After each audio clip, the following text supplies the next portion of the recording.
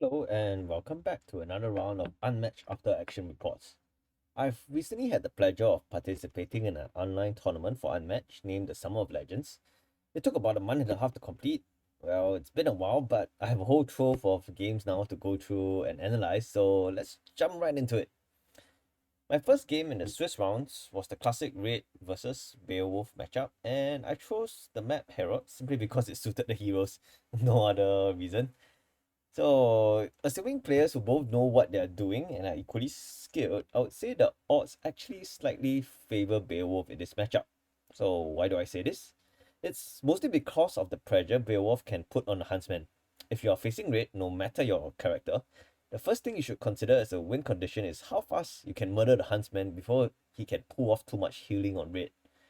Typically, once the Huntsman is down, it's much easier to control Raid and close out the game with careful play.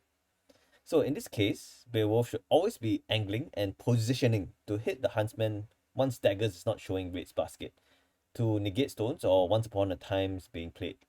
If Beowulf is at full rage, landing and expanding a no contest expective will not be defendable by the huntsman. Conversely, on Raid's side, the game plan is pretty much the same too as she will have against most characters.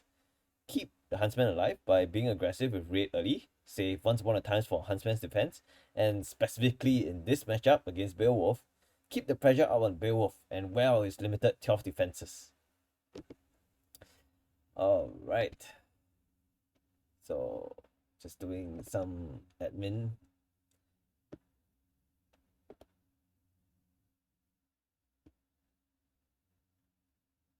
So I chose to go second or so, as Beowulf can actually play the um exhaustion game pretty well. So want him to draw cards and come to me instead.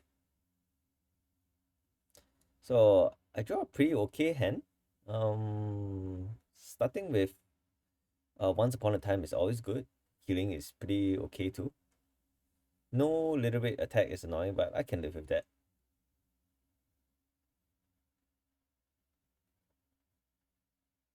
So interestingly, Beowulf starts by double maneuvering and keeping the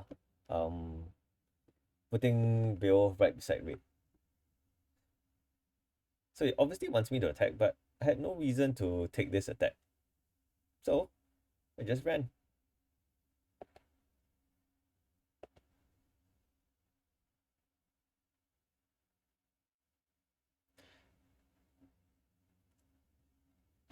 And one more thing, if I had attacked, I would be at a cut disadvantage.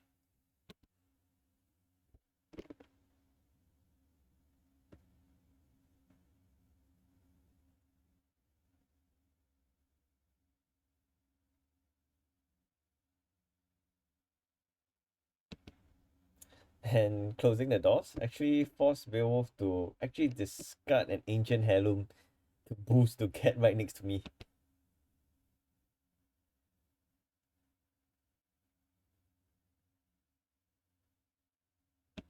So here you could see me actually consider using Once Upon a Time or Big Mouth. So seeing that I had a healing in hand, and generally if you're playing as Little Raid, it's actually fine taking damage early as Raid. It's okay to even take it undefended. Because, well, you want the Huntsman to start healing. So 2 points of damage is still alright. This puts Beowulf at full rage though.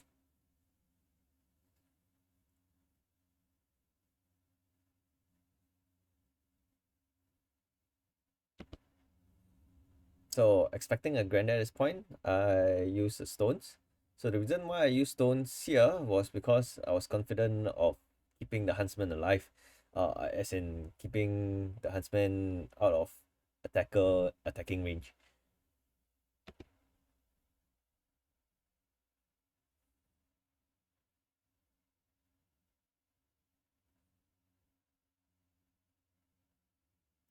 Oh, knocking out another grander was pretty good too. Every defense you knock out of Beowulf is one more defense that he doesn't really can't afford. So if you're playing against Beowulf, you don't really have to count all his cards. You just have to count the number of defenses he has left. So playing a stones also allowed me to attack with a wow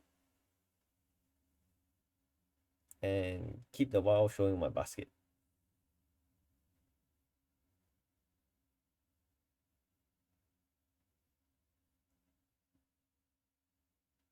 So if I had not actually stones away the Grander, there's a good chance that I wouldn't have attacked at that point in time, because Grander and taking 4 damage could have been pretty painful.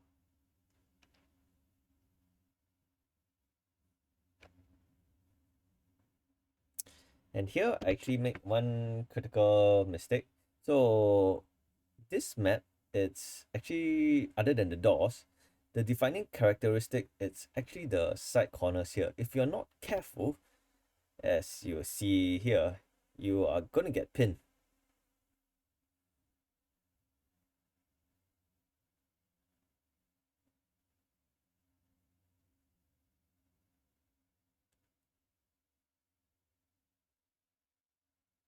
I could still get out, but somehow I chose not to.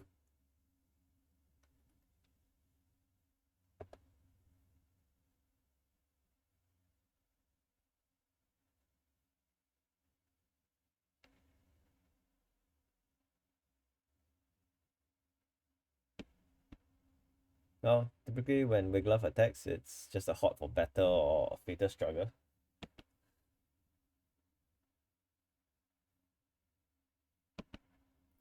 And here we see an offensive feint by Beowulf, just because he saw daggers in my basket.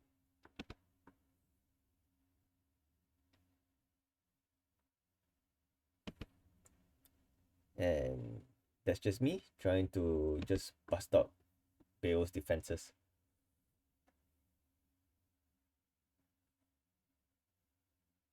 So at this point in the game, it's still dancing around. Beowulf has taken quite some damage though.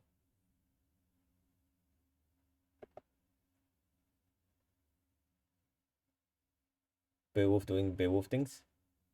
Golden Drinking Horn. So the Golden Drinking Horn is a very good reason why he can play the exhaustion game very well, before the healing and the fact that the card itself is a kind of pass.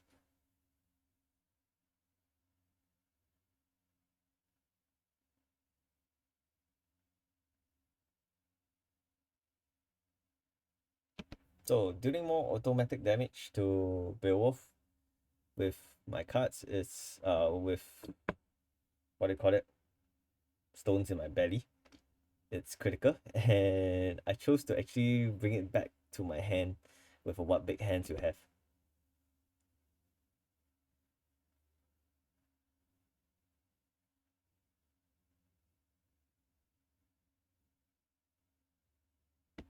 And here I allowed myself to be pinned.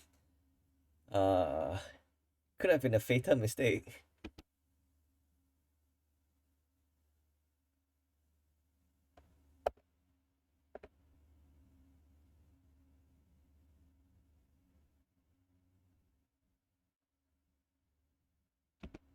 And he just concentrates on hitting red.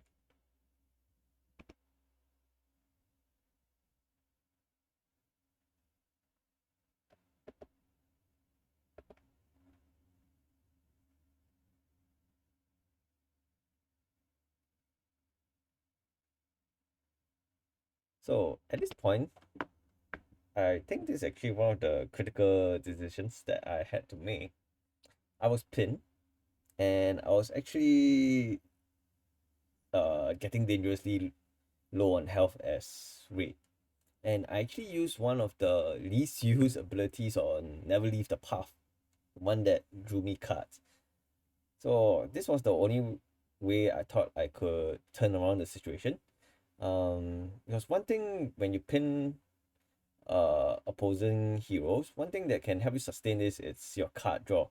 So if this were Bigfoot, he would probably stand in between the two zones and have a very effective pin. He will just keep drawing cards. Sinbad is pretty good at pinning you also, because his card draw can really keep up with his attacks. So in order to turn the tide here, I drew 3 additional cards.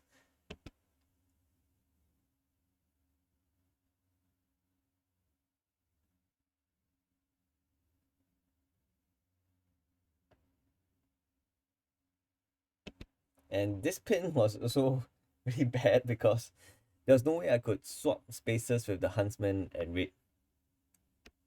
And I just wanted daggers to be showing in my basket.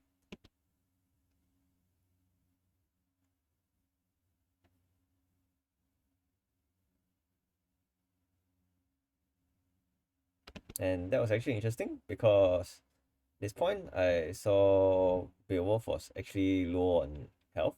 So I actually used a range attack against him with the huntsman. Stone in the belly being very annoying on offense too. And at this point of the game, it's just a matter of uh, landing a one big eyes as Beowulf is only 3 health. And seeing that I just not he just used the feint, expecting he didn't have a feint, and just landed it for the win.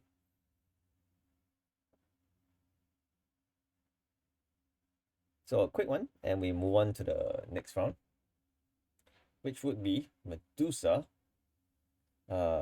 versus Bruce Lee.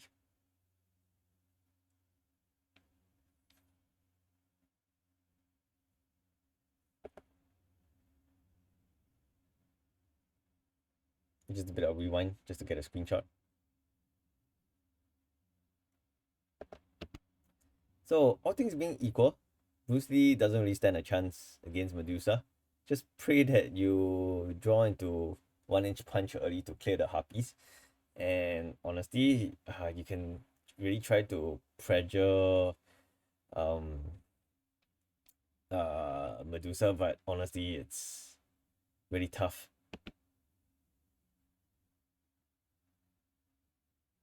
So all Medusa has to do is just keep the harpies in between you and Bruce Lee, get some second shot damage through, get some momentary glances, that's 4 damage, and yeah, shouldn't be much of a problem. All the card discards also kind of defends the combo attacks from Bruce Lee.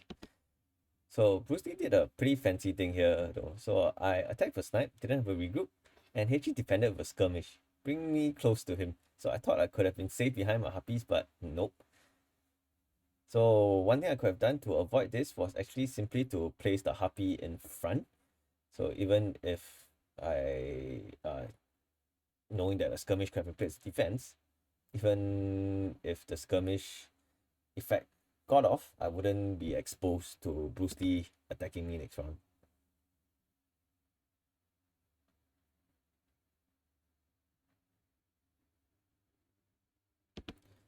So one thing I'd like to point out here is that my opponent actually took a lot of unnecessary damage from Medusa's ability because he forgot his own ability of jumping away. So here he could have just easily jumped back into this zone, and start of my turn I would not be able to do the damage to him. So it occurred a number of times though. I think it did like 2 or 3 points of damage.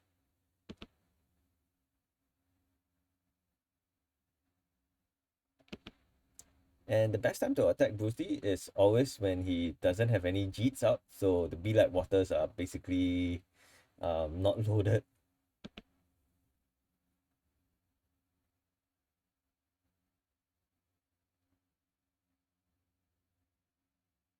So closing in on Bruce Lee. Just keeping his cards low.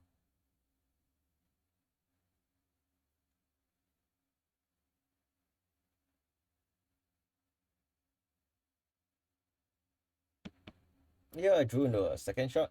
So if you have a second shot, normally you want to boost it with Gaze of Stone instead of Momentary Glance, so that you can still do even more damage. So here I was brought right next to Bruce Lee, but wasn't too afraid, had a feint.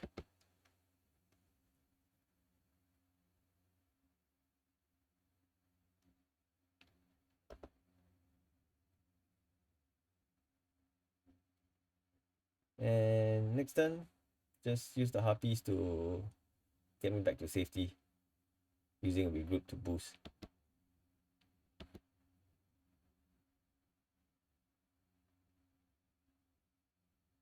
So if I were Bruce Lee, actually, I wouldn't have um put so much try to attack Medusa so much at the start and just try to thin out the harpies, even if you don't have 2 inch punch. 1 inch punch?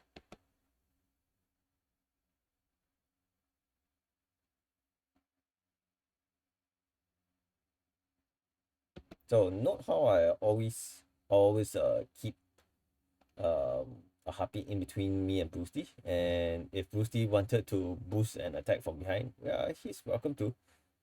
You always have to remember Bruce Lee has a base movement of 3 and he can always go up to 7 spaces by discarding a B like water.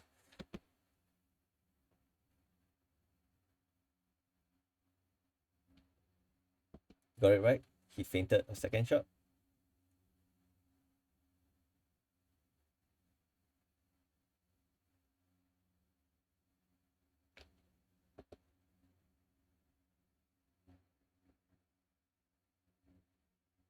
Now at this point in time, it's just a matter of waiting it out as Medusa, considering that um well, Bruce Lee has half the health of Medusa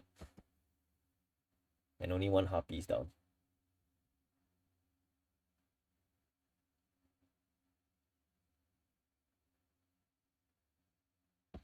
So keeping the pressure up.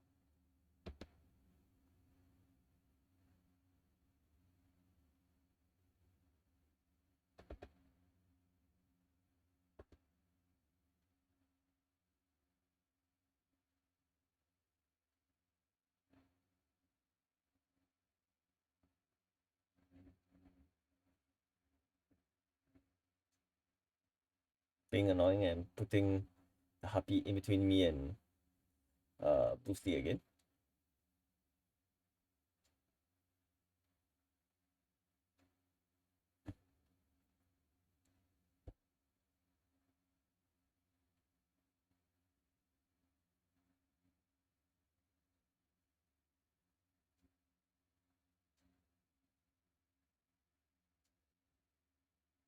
With double feints in hand, I didn't have to worry about Bruce Lee attacking me this turn.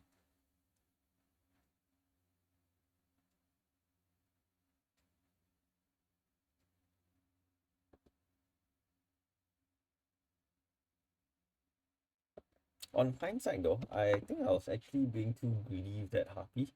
Considering that I had another harpy card in hand, I should have at least used it first before throwing the harpy away so willy-nilly.